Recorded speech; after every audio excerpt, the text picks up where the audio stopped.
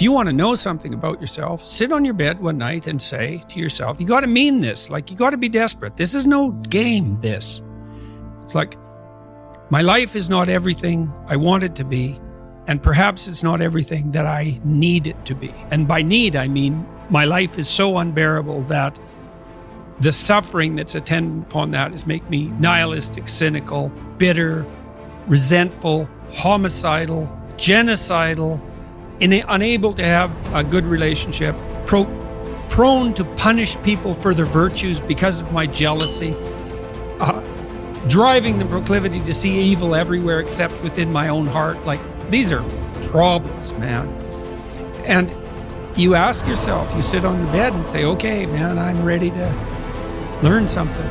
Like, what's one thing I'm doing wrong that I know I'm doing wrong that I could fix, that I would fix?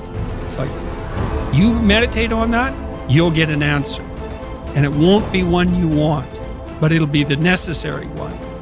And it's often something that will point you to small things. So Carl Jung said, people in the modern world don't see God because they don't look low enough. And so imagine you're in your messy bedroom, and you're sitting on the edge of the bed trying to have an honest dialogue with yourself. And the little voice says, it's pretty disgusting in here. And you think, well, I'm way above such trivial niceties as organizing my room. Well, that's pride. That's arrogance.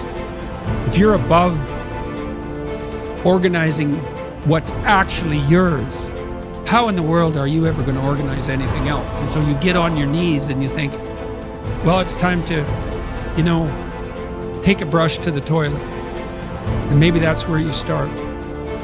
And that works. Like, that works. You start making those micro improvements, like real micro improvements, real on the ground, actual micro improvements to things that are wrong. You'll improve unbelievably rapidly. You're male and not female. You're Hindu and not Christian. You're tall and not short. You have an arbitrary range of talents and an arbitrary range of limitations, none of which, in some sense, you chose. It's the cards you're dealt. Now, some of those are cards of privilege. Maybe you're born intelligent. Maybe you're born symmetrical. Maybe you're born healthy. Maybe you're born into a culture where it's much easier not to be absolutely deprived. Maybe your parents are rich. And so all of that, in some sense, is unearned. Now, along with that comes a good dose of existential guilt. Because at the same time, and this is true for anyone, regardless of their cultural background, the ground we walk on is soaked in the blood of historical atrocity. And so that's on you. Because, people think, well, who's the Nazi? Well, it's the fascist, or who's the radical communist? It's the radical left-wing ideologue. And the fundamental truth of the matter is that's best dealt with as a spiritual matter. Is the adversary is within, really, most profoundly. And so you have to take the responsibility for that historical atrocity onto yourself. I was talking to Guy Ritchie this week about his movie King Arthur. It's quite an interesting movie in many ways. And when Arthur, who could be the hero, takes the sword, he's so overcome by visions of his murderous uncle that he can't pick up the weapon.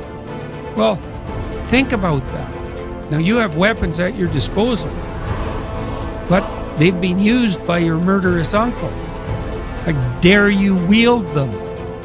And the answer is, maybe it's easy just to leave the sword on the ground because you do want to be responsible for atrocities going forward, and don't think you couldn't be, and don't think you might not enjoy it.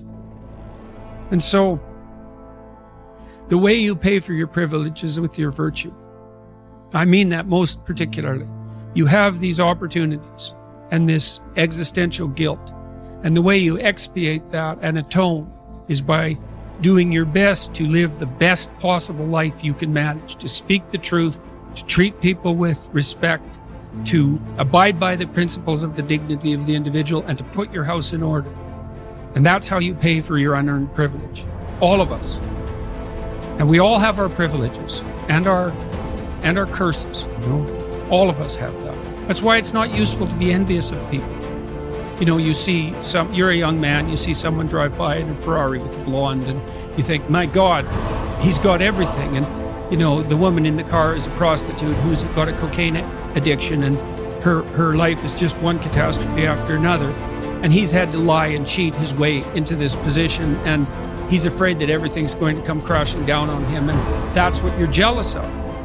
And it's just not that profound. You don't want someone else's fate.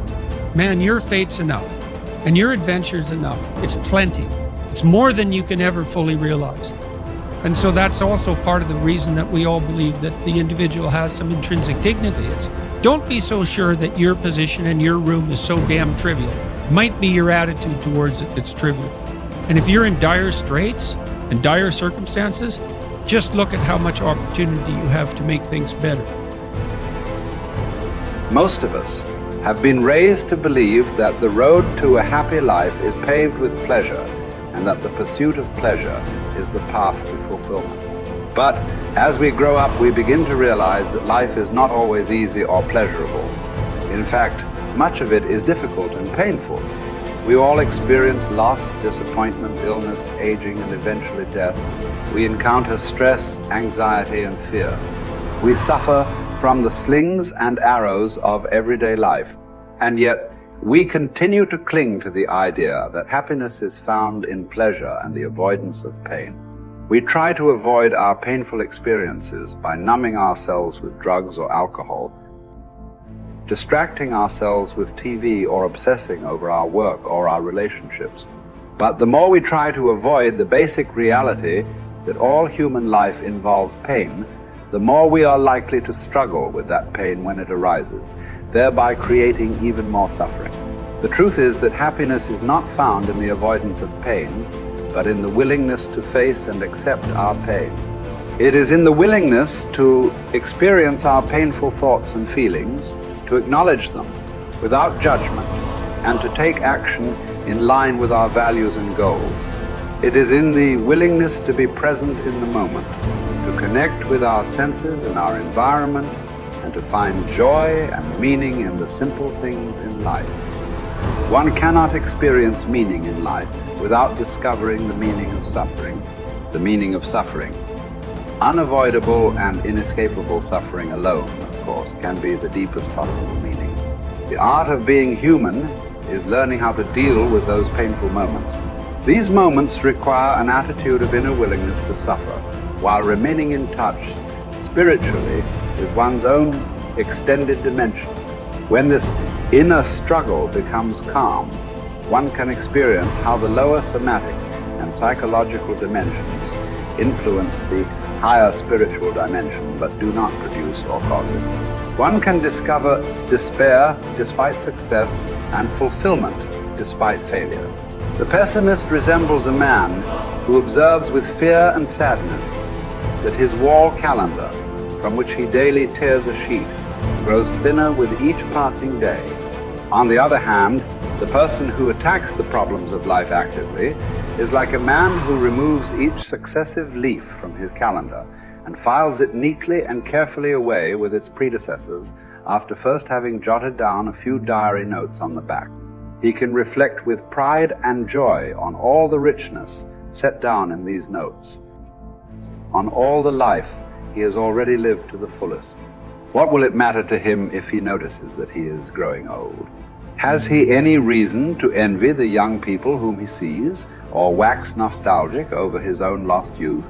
What reasons has he to envy a young person for the possibilities that a young person has, the future which is in store for him?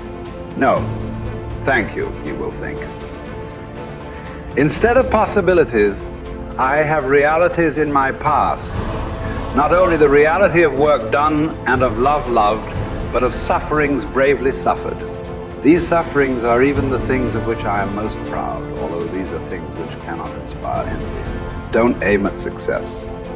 The more you aim at it and make it a target, the more you are going to miss it. For success, like happiness, cannot be pursued. It must ensue, and it only does so as the unintended side effect of one's personal dedication to a cause greater than oneself, or as the byproduct of one's surrender to a person other than oneself. Happiness must happen, and the same holds for success. You have to let it happen by not caring about it. I want you to listen to what your conscience commands you to do and go on to carry it out to the best of your knowledge. Then you will live to see that in the long run. In the long run, I say, success will follow you precisely because you had forgotten to think about it. For the first time in my life, I saw the truth as it is set into song by so many poets, proclaimed as the final wisdom by so many thinkers. The truth, that love is the ultimate and highest goal to which man can aspire. Then I grasped the meaning of the greatest secret that human poetry and human thought and belief have to impart. The salvation of man is through love, and in love, love is the only way to grasp another human being in the innermost core of his personality. No one can become fully aware of the very essence of another human being unless he loves him. By his love, he is enabled to see the essential traits and features in the beloved person. And even more, he sees that which is potential in him, which is not yet actualized, but yet ought to be actualized. Furthermore, by his love, the loving person enables the beloved person to actualize these potentialities. By making him aware of what he can be and of what he should become, he makes these potentialities come true. It did not really matter what we expected from life, but rather what life expected from us. We needed to stop asking about the meaning of life and instead think of ourselves as those who were being questioned by life. Daily and hourly, our answer must consist not in talk and meditation, but in right action and in right conduct. Life ultimately means taking the responsibility to find the right answer to its problems and to fulfill the tasks which it constantly sets for each individual. Ultimately, man should not ask what the meaning of his life is, but rather must recognize that it is he who is asked. In a word, each man is questioned by life, and he can only answer to life by answering for his own life. To life he can only respond by being responsible.